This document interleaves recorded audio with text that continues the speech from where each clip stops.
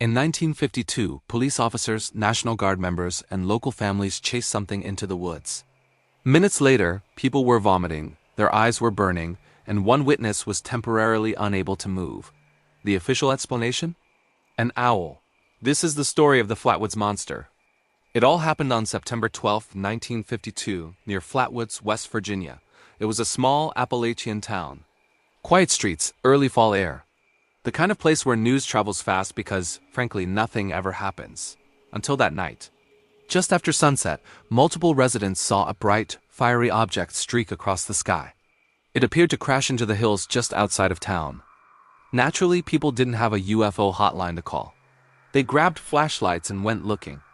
Among them were local teenagers, adults, and eventually, a sheriff and even National Guard personnel. This wasn't just curiosity. This was an investigation. The group climbed a wooded hill, heading toward the supposed impact site.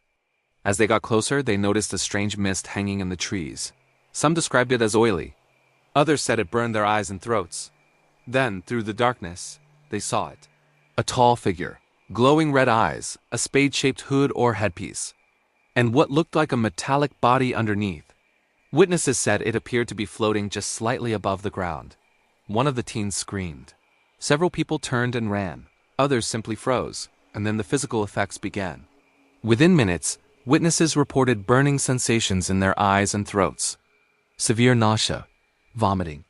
One boy, a teenager, temporarily lost the ability to walk. These weren't just vague feelings of fear. They were documented, physical symptoms. Some of the victims later sought medical treatment for these effects. And here's the really important part. Law enforcement was present. A sheriff and his deputy were there. This wasn't a lone storyteller spinning a yarn around a campfire. Multiple trained observers saw something they could not identify, and they suffered the same strange physical sickness as everyone else. Something was very, very wrong on that hill. The descriptions of the creature varied slightly from person to person, but the core features were surprisingly consistent. It was about 10 feet tall. It had a dark, bulky form, a glowing red face. That distinctive, pointed, spade-like hood shape. A mechanical or armored texture to its body. One witness described seeing claw-like hands. Another said it emitted a strange, high-pitched hissing sound. And nearly everyone, without exception, mentioned the smell. It was sharp, metallic, and deeply unpleasant, like a combination of burning metal and sulfur. It didn't charge them. It didn't attack, it just stood there. Which somehow made it all the more terrifying. Predators move. This thing observed. It watched them, a silent, imposing figure in the mist. The terror wasn't from what it did, but from what it was. Soon after the incident, the U.S. Air Force launched an investigation as part of Project Blue Book, their official study of unidentified flying objects. Their conclusion? The witnesses had seen a large barn owl perched in a tree. The glowing red eyes? Just light reflecting off the owl's eyes. The strange shape? An optical illusion caused by the branches and shadows. And the widespread sickness, the vomiting, the paralysis. Mass hysteria, a collective panic attack. Now this might sound reasonable, a neat and tidy explanation. Except for a few glaring problems. It doesn't account for the chemical-like mist that burned their lungs. It doesn't explain the very real physical symptoms that sent people to the doctor. It dismisses the accounts of multiple independent witnesses, including law enforcement and a National Guardsman. And also, most owls do not cause temporary paralysis. Unless evolution recently added that feature to their arsenal. The official story just didn't add up.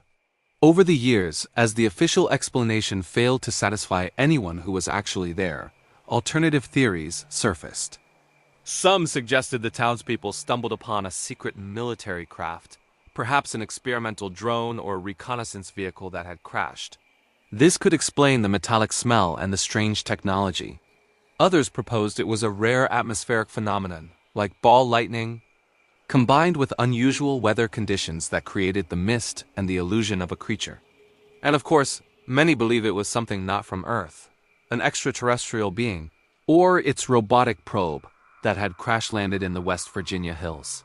But here's what truly keeps this case alive, decades later. The Flatwoods incident isn't just famous because it's a dramatic, spooky story. It's famous because it's so well structured and documented.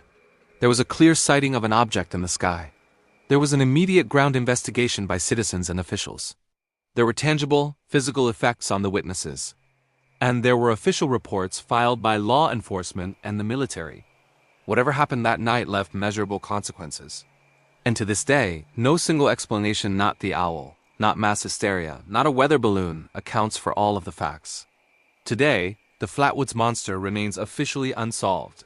Skeptics still point to wildlife and overactive imaginations. Believers point to the sky and the endless possibilities of the universe. But the town of Flatwoods remembers something else. They remember that ordinary people went into the woods one evening, looking for a fallen star, and came back changed.